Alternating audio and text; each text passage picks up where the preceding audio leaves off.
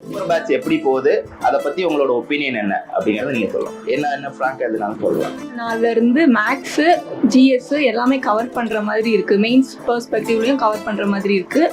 அதுக்கப்புறம் வந்துட்டு daily PYQs கொடுக்கறது, மெயின்ஸ் டெய்லி ப்ராக்டிஸ் பண்றது வந்து இன்னும் நல்லா இம்ப்ரூவ்மெண்ட்டாக போயிட்டு இருக்கு. எங்க சைட்ல இருந்து இன்னும் நிறைய எஃபோர்ட் போடணும்னு தோணுது சார்.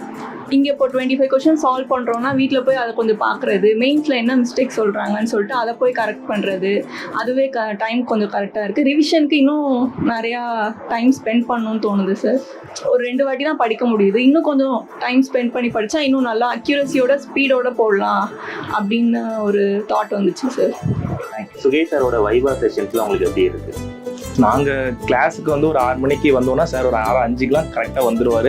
வைவா செஷன் பொறுத்தளவுக்கு ஸ்டாஃப்ங்க 2 பேர் 3 பேர் இருப்பாங்க. அந்த செஷன் முடிச்சதுக்கப்புறம் தான் சார் கேட்பார். கேட்டதுக்கப்புறமே என்ன டெய்லியுமே கிளாஸ்க்கு வந்துட்டு நோட்ஸ் எப்படி கரெக்டாக இருக்கா, எப்படி இம்ப்ரூவ் பண்ணலாம், கரண்ட் அஃபேர்ஸ் ஆட் பண்ணணும், இந்த கொஸ்டினுக்கு இதெல்லாம் எழுதணும் அப்படின்னு கைடன்ஸ் ஒவ்வொரு இண்டிவிஜுவலாக கொடுப்பாரு.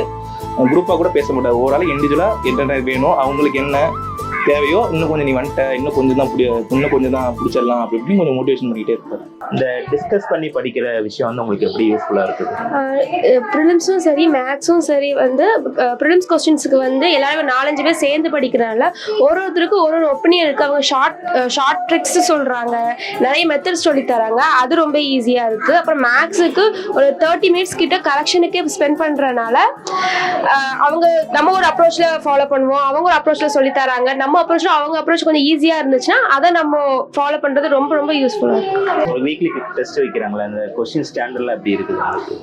எனக்கு வீக்லி வைக்கிற டெஸ்ட்டோட ஸ்டாண்டர்ட் கொஷின்ஸ் வந்துட்டு ரொம்ப நல்லா இருக்கு. நிறைய புதுசாக தெரிஞ்சுக்கிற விஷயமா இருக்கு. நான் வந்துட்டு 2 இயர்ஸாக ப்ரிப்பேர் பண்ணிட்டு இருக்கேன். இந்த மாதிரி ஒரு கொஷின் அப்ரோச் அப்படின்றது எனக்கு உண்மையாலுமே ரொம்ப யூஸ்ஃபுல்லாக இருக்கு. தேங்க்யூ.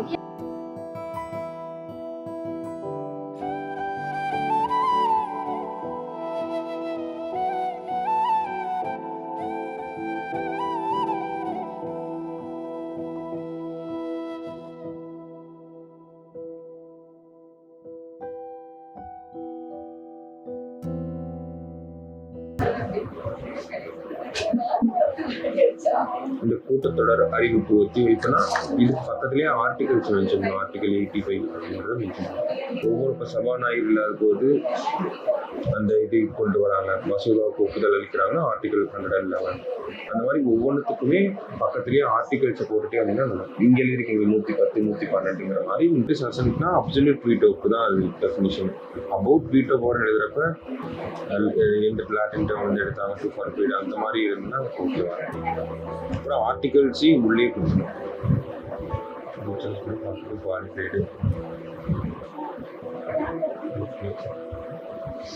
இதுக்கெல்லாம் இது வந்து எக்ஸாம்பிள் கொடுக்கணும்.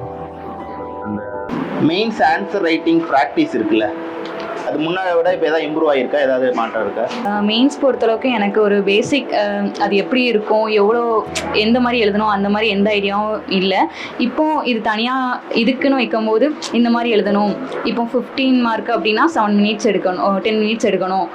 10 மார்க்னா 7 மினிட்ஸ் எடுக்கணும். அந்த டைமுக்குள்ளே முடிக்கிற மாதிரி இருக்குது. அதே மாதிரி டே பை டே வந்துட்டு அதை கரெக்ஷன் பண்ணும்போது நம்மளுக்கு ஒரு தப்பை வந்துட்டு நெக்ஸ்ட் டே வந்துட்டு மாற்றிக்கிற மாதிரி இருக்குது. அதுக்கப்புறம் டைம் கன்சம்ஷன், அது வந்துட்டு வேகமாக எழுதுறது, அதுக்கப்புறம் ஹேண்ட் ரைட்டிங்கை மாற்றுறது, அது எல்லாமே கொஞ்சம் பர்ஃபெக்டாக தான் சார் இருக்குது. உங்களால் டைம் மேனேஜ்மெண்ட் பண்ண முடியுதா? முன்னாடி வந்து மெயின்ஸ் ப்ராக்டிஸ் பண்ணதில்லைங்க சார். இப்போ வந்து ஃபஸ்ட்டு இந்த பேட்சில் ப்ராக்டிஸ் பண்ணுறது மூலியமாக முதல்ல டைம் மேனேஜ் பண்ண முடியாது இருந்துச்சு சார். இப்போ வந்து ஃபுல்லாக டைம் மேனேஜ் பண்ண முடியாது சார். ஃபஸ்ட்டு 7 டெஸ்ட் வந்து முடிக்க முடியல, இப்போ வந்து முடிக்க முடியுதுன்னா இப்போ வந்து மெயின்ஸுக்கு இப்போயே கொடுத்து போகிறாங்க சார். இது வந்து அடுத்த 3 மாதத்தில் கம்ப்ளீட் பண்ண முடியாது.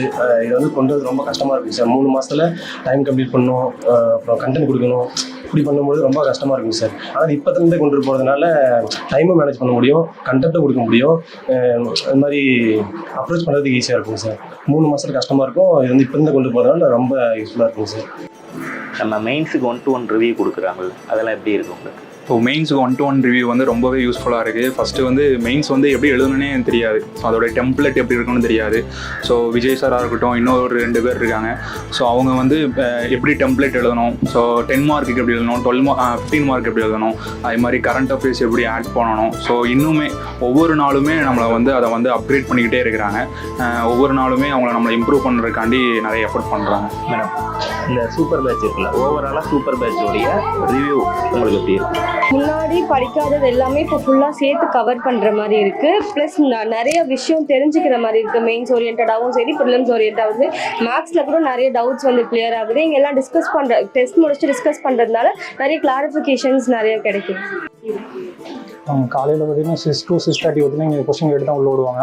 அது நம்ம ஆல்ரெடி 2 times படிச்சுட்டு வருவோம். இங்கேருந்து நம்மளை வந்து கேட்குறதுனால நம்மளே வந்து என்ன ரேஞ்சில் இருக்கும் அது வந்து நம்ம ஐடென்டிஃபை பண்ண முடியுது. அப்புறம் பார்த்திங்கன்னா மெயின்ஸ் எழுதுவோம்.